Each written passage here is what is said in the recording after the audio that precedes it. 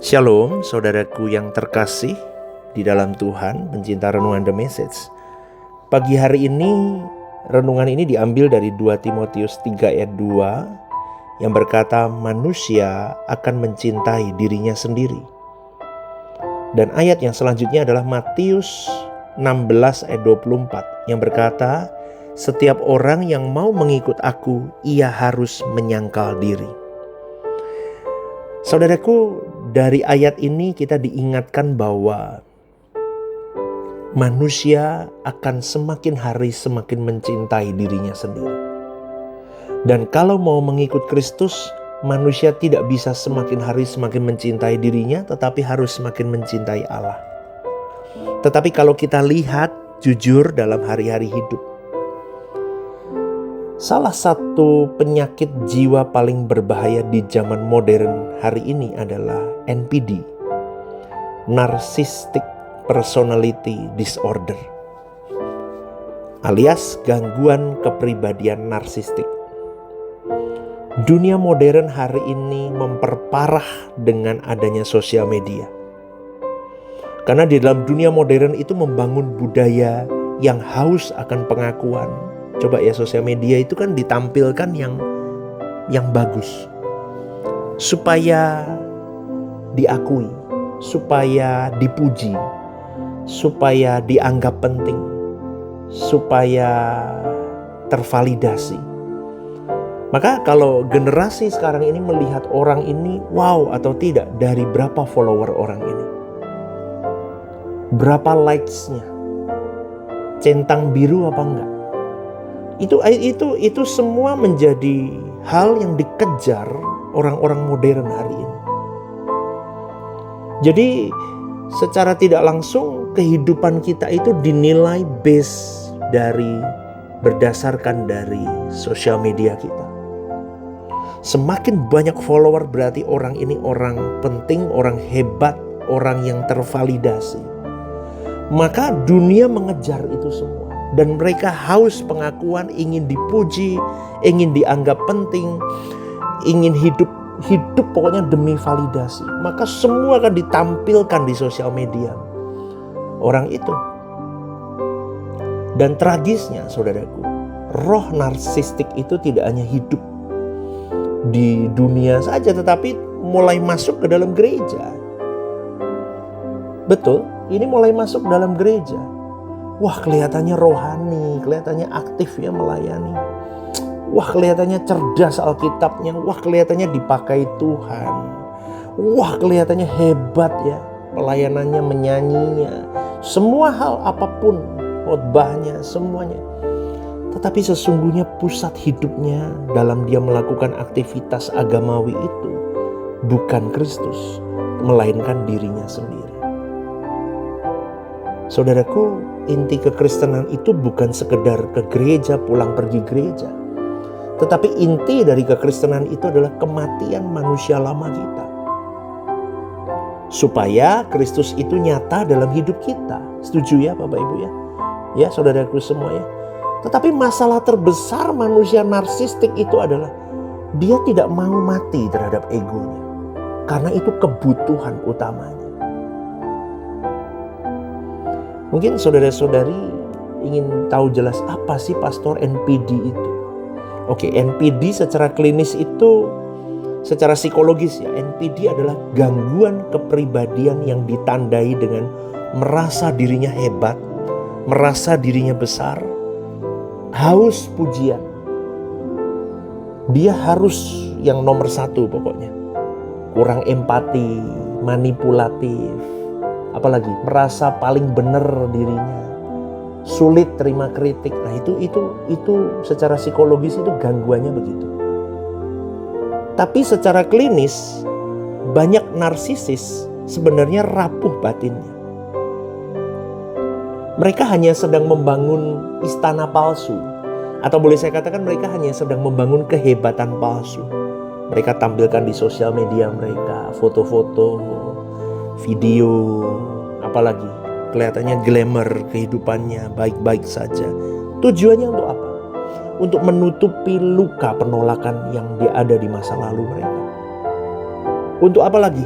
untuk menutupi rasa tidak aman, menutupi trauma-trauma kehidupannya. Dia tidak mau dianggap tidak penting, dia harus dianggap penting. Maka dia akan menggunakan seluruhnya untuk menciptakan kehebatan palsu dalam dirinya. Itu yang boleh saya katakan dengan kehampaan identitas. Karena itu mereka hidup dari validasi manusia lain. Ini melelahkan, tetapi itu makanan mereka. Kalau nggak ada tepuk tangan dan tidak ada kata hebat dari orang lain, dia lapar, saudaraku. Ini orang narsistik. Dia merasa tidak nyaman, tidak aman. Kalau bagaimana dengan NPD di dalam gereja, pastor? Narsisme rohani itu lebih berbahaya daripada narsisme duniawi. Karena narsisme rohani itu dia bisa pakai bahasa Tuhan untuk mempertahankan keegoannya dia. Dia melayani tapi untuk eksistensi dirinya. Jadi pelayanan itu jadi alat pencitraan, bukan pengabdian sama Allah. Bukan pengabdian kepada Bapa. Mungkin nyanyinya, ku beri seluruh hidupku untukmu Bapa. Ini detak jantungku, kau lebih dari detak jantungku, dari nafasku. Tapi sebetulnya enggak. Sebetulnya dari dalam hatinya, kita yang tahu kok, saudaraku. Kenapa pastor buat renungan begini?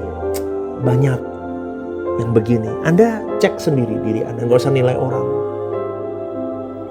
Pengabdian kita ternyata bukan untuk Bapa, bukan untuk Allah Bapa, bukan untuk Tuhan, tetapi untuk diri kita. Dan kalau di dalam gereja orang-orang narsisme rohani begini, tidak bisa ditegur. Sedikit dikoreksi, wah dia pasti dianggap sebagai serangan pribadi. Itu modelnya begitu, saudara. Dan ciri yang ketiga, orang-orang NPD dalam gereja itu dia haus posisi, haus pengakuan. Karena dia bekerja untuk dilihat. Dia mau tampil, dia mau dilihat. Bukan untuk menyenangkan hati Tuhan. Dan NPD dalam gereja itu bentuknya yang keempat, memakai kerohanian untuk memanipulasi. Dia pakai ayat, dia pakai jabatan, dia pakai urapan untuk mengontrol orang lain. Ini tidak hanya mengkhotbah ya, bisa semua hal, semua pelayan Tuhan. Dan yang kelima, dia tidak memiliki empati yang sejati. Peduli selama dirinya diuntungkan atau dikagumi. Ini yang mengerikan, saudaraku. Dan ingat, kalau dalam renungan ini saya teringat dengan Lucifer. Dosa pertama Lucifer adalah narsisme. Yesaya 14 ayat 13 berkata, aku hendak naik ke langit. Ini yang dikatakan Lucifer kan. Jadi inti dari narsisme ini adalah ego ingin mengambil posisi Allah dalam hidup manusia itu. Itulah sebabnya Injil bertabrakan langsung dengan narsisme. Kalau orang NPD berkata, aku harus ditinggikan. Kristus berkata, barang siapa merendahkan diri, ia ditinggikan. Gimana saudara? Bertabrakan kan? Makanya kalau saudara-saudari pencinta renungan The Message mengikuti renungan pagi yang saya berikan, saya selalu ajarkan untuk mengikut Kristus.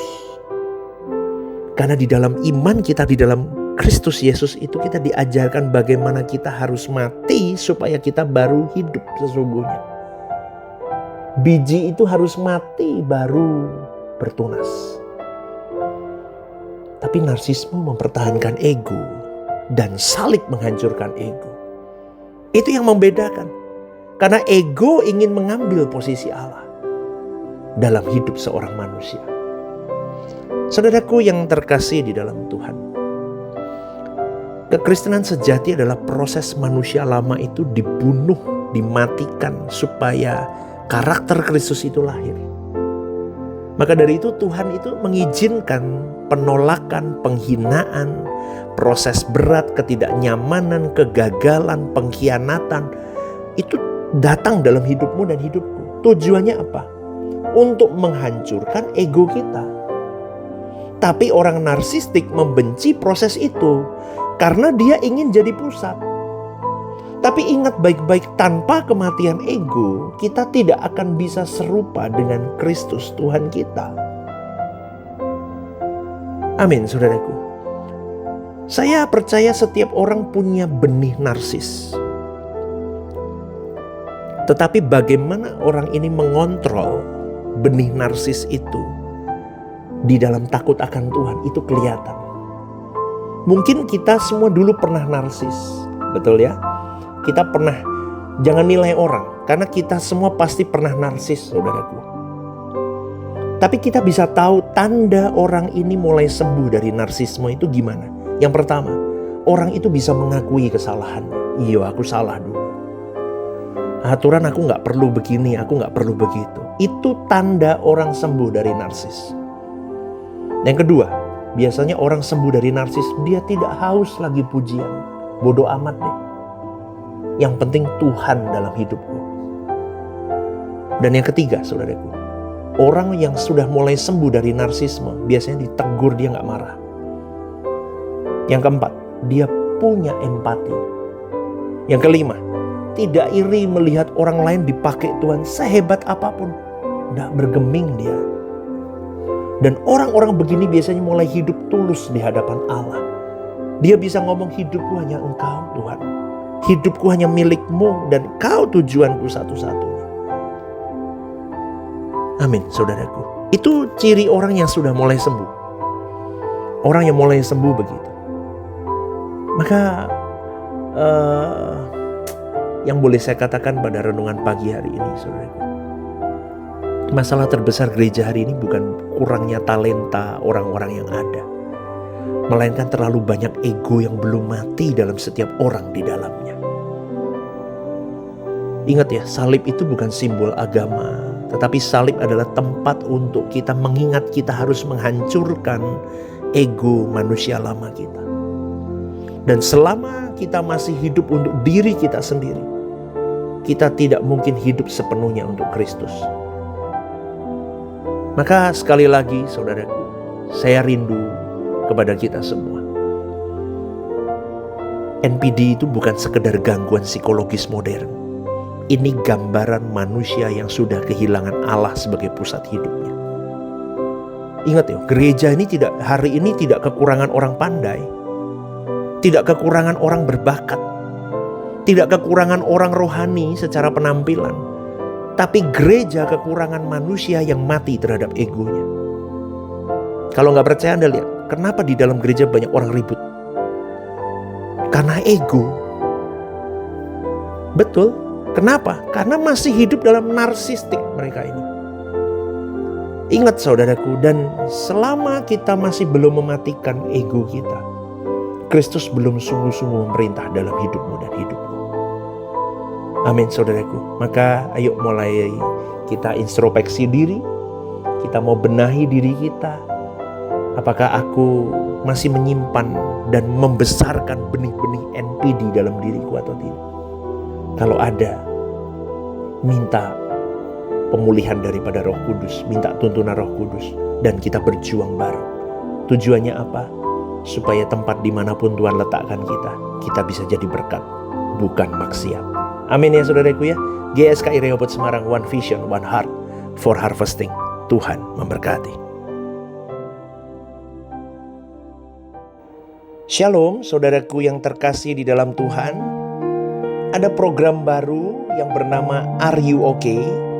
Ini adalah program yang memang diadakan bagi saudara-saudari yang rindu atau ingin didoakan.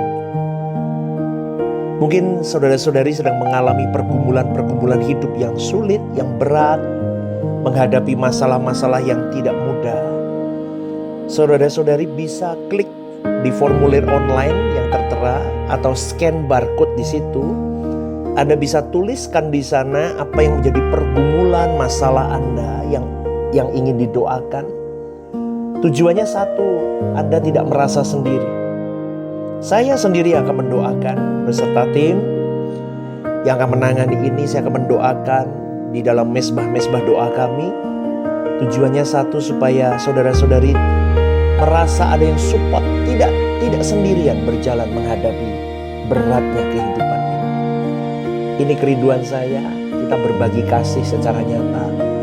Dan kiranya program baru ini bisa menjadi berkat untuk kita semua. Tuhan Yesus memberkati.